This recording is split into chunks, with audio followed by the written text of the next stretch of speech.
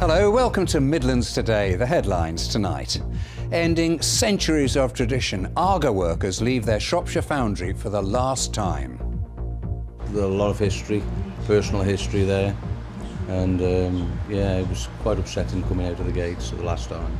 We'll be reporting live from Coalbrookdale, which has been described as the cradle of the Industrial Revolution. Also tonight, a shocking rise in rape and sexual assaults in Staffordshire. Cases recorded by the police have more than tripled in 5 years. The statistics have gone through the ceiling. I really understand that. But it's because people can now voice an opinion and say, this is what's happened to me. In Birmingham, as the busy Christmas period approaches, what's causing the hold-ups? In demand with pop stars and footballers, portraits of music icons made by breaking up old records. And there's nothing particularly record-breaking about our weather today, but stand by for something chillier. We may even get a dusting of snow this weekend. More details coming up in a bit.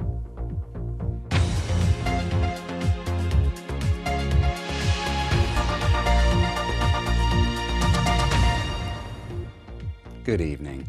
A slice of the region's heritage has been confined to the history books today. After 3 centuries of making cast iron, a foundry in Coalbrookdale in Shropshire finally ended production there. Cast iron production began on the site when Abraham Darby opened a factory there in 1709. Arga's been making parts for its ovens there since 1946, but the company's American owner says it's no longer cost-effective. At its height, over 600 workers were employed on the site. Joanne Riddle reports. Some of the final workers leave Arga's foundry in Coalbrookdale, signalling an end to 300 years of cast iron production here. They hung up their boots to mark the end of their working days here.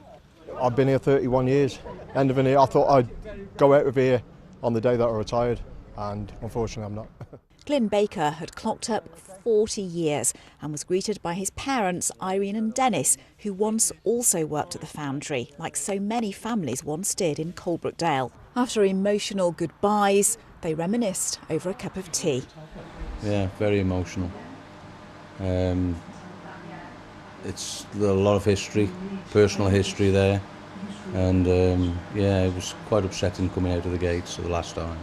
His father Dennis and mother Irene worked for many years at the factory too, but today were there for their son. Very, very touching really. I mean, he put his heart and soul into the job.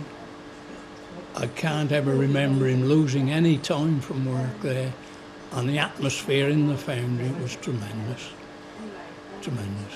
On our estate alone, I reckoned up last night that 18 families of that estate worked at the foundry. Until today, around 40 people worked here, but decades ago there were 600, among them Graham Hickman. He was made redundant in 2005, but came back today to say goodbye.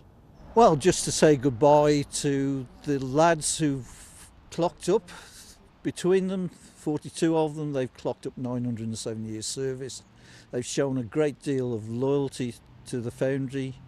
Many generations of their family before worked here. And I think it's a fitting tribute that somebody should turn up and say goodbye. Arga Rangemaster declined our repeated requests for an interview, but told us that the decision to close the foundry here had been a difficult one. The company said it would also like to thank the remaining workers for helping to wind things down. Later this afternoon, members of the community came out to say farewell, the end of a foundry first used by Abraham Darby in 1709. And Joanne joins us now from Coalbrookdale. This really is a sad day for everyone in that part of Shropshire, isn't it, Joanne?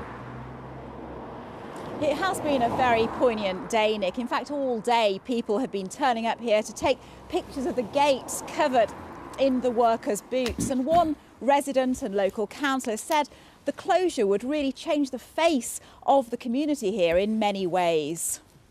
Obviously there's not as many people now that work here. At one time everyone that lived in all the houses around here would have worked here. Obviously that's changed over the years. So now it's really more about just losing that rhythm. You know, as a foundry it makes noises, there are things that happen regularly at certain times. There's a rhythm to it that we all get used to, and I guess that's kind of stopped now. So that's a change, and then just wondering really what will happen with the buildings and the site in the future use. Well, enamelling work will continue at the Arga factory a few miles away in Cllr in Telford, where 190 people work. But casting will now move to other parts of the UK and also overseas. The company, Arga Rangemaster, says that the closure of the foundry here will secure the long-term future of the Arga brand. Joanne, thank you.